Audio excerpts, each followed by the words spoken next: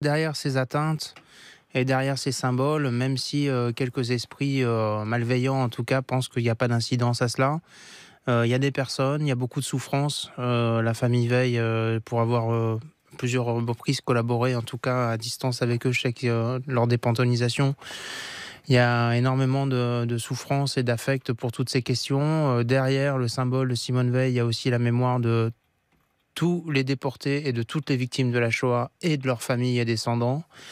Évidemment, c'est bien sûr la souffrance de toute la communauté juive de France qui est très sensible à ces questions, et pour cause.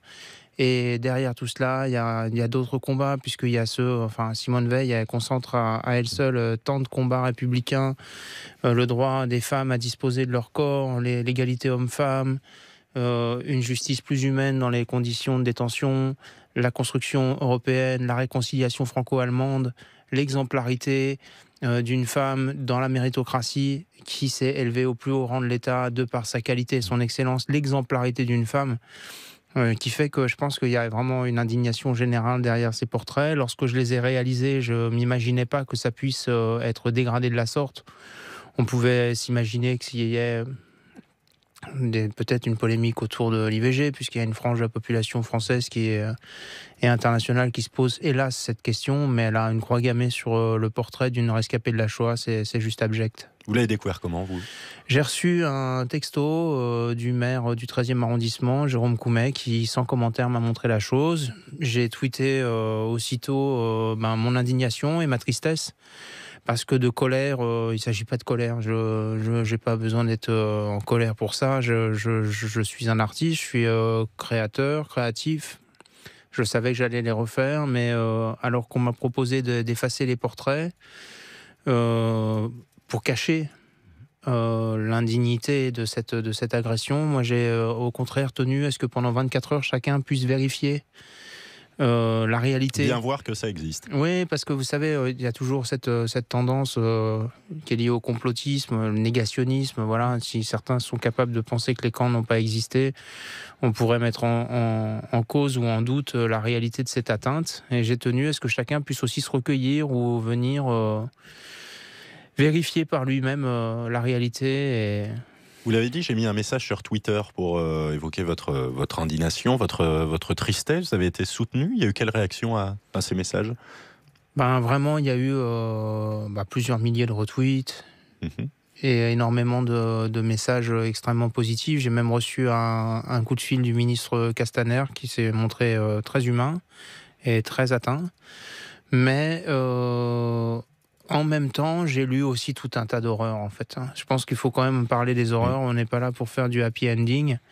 J'ai lu tout un tas de dégueulasseries, de gens qui supposaient que c'était encore un coup du gouvernement pour faire diversion sur la crise des gilets jaunes, de tout un tas de gens qui s'imaginaient que voilà, c'était bien moins important qu'un œil crevé, qu'une main arrachée, qui mettaient en lien des choses qui n'avaient pas lieu d'être mises en lien, de gens qui s'indignaient que personne ne s'inquiète des profanations d'église, que personne n'en parlait. Comment l'ont-ils su?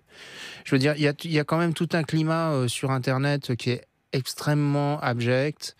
Je pense que j'ai 45 ans, donc j'ai vu arriver Internet.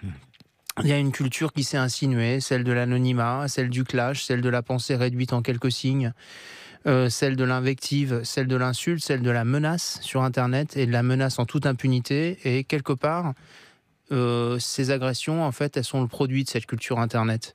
Et c'est un peu comme si la culture Internet commençait à se matérialiser. On a vu les quenelles arriver en 2013, tout le monde s'est moqué de Manuel Valls en disant « Oh, voilà, il s'en prend un humoriste ». Non, c'était vraiment pas drôle. Et on en arrive là. On a vu tout un tas de choses glisser tout doucement. Non, le respect de l'anonymat. Je pense que le respect de l'anonymat sur Internet, c'est une chose, qu'on peut s'exprimer anonymement, mais la traçabilité pour la justice de ceux qui s'expriment sous couvert d'anonymat sur Internet, c'est vraiment une question. Ça favorise, évidemment, c'est un sujet aujourd'hui, l'anonymat, ces insultes qui se répandent sur Internet. Vous en êtes le témoin direct avec cette histoire. En l'occurrence, c'est aussi un paravent à un antisémitisme qui est manifestement bien présent, réel, qui permet aussi en quelque sorte d'avoir cette réalité en face, à l'image de ces croix que vous avez souhaité laisser Je suis pas persuadé que l'antisémitisme soit une réalité quotidienne pour la Vous pensez majeure que c'est partie plus des un miroir Français. grossissant Je en pense que c'est l'occurrence comme sur Internet, c'est pour ça que je me permets de parler beaucoup sur Internet. Je ne sais pas si vous avez remarqué sur Internet, mais ce sont quand même les plus crétins qui s'expriment le plus. Tous ceux qui ont un peu de distance ou qui ont un peu de modération sont plus discrets et commandent pas à tout va. Et inversement, ce sont ceux qui font le plus de bruit qui généralement ont la pensée la plus réduite. Est-ce que ça veut dire qu'il faut aussi que la société française, d'une manière ou d'une autre, s'élève, entre guillemets, cette majorité silencieuse, hein, si je traduis un petit peu vos propos, qui n'est pas antisémite, qui est choqué par de tels actes et qui, à un moment donné, disent Mais c'est la stop. seule réaction possible. C'est-à-dire que face à de telles atteintes, il faut absolument que les citoyens français, républicains, attachés aux valeurs de la République, attachés aux valeurs de la laïcité, à celle de la liberté d'expression, la vraie, parce qu'il y a aussi une américanisation rampante des mentalités avec la montée du communautarisme qui ne mènera qu'au clash des communautés. Le communautarisme ne mènera qu'au grand clash des communautés entre elles, un rebours de l'universalisme.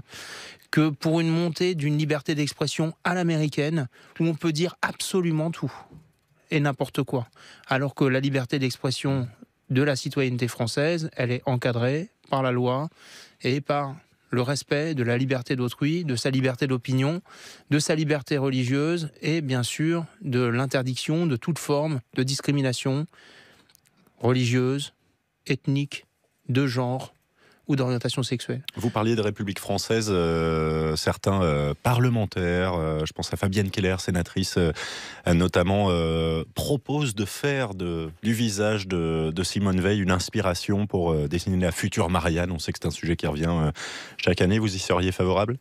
Moi, je suis favorable à ce que la Marianne reste une allégorie et une incarnation imaginaire de la République. Je pense qu'on devrait se préoccuper d'une Marianne du futur et non pas d'une Marianne du passé.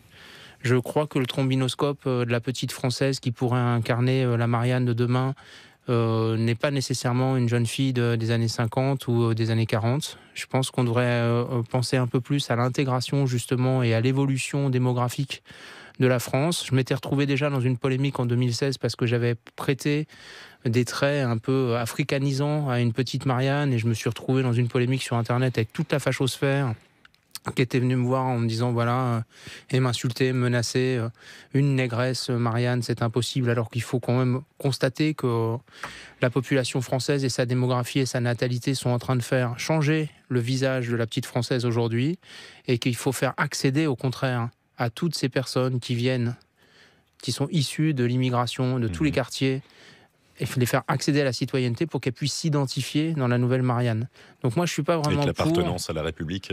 Je suis pas vraiment pour que la Marianne, ça soit une petite fille des années 40. En tout cas, Simone Veil et son visage apparaît de nouveau clairement sur ces boîtes aux lettres devant la mairie du 13e arrondissement. Elles sont signées C215. Merci beaucoup d'être venu nous en parler ce soir en studio. Merci.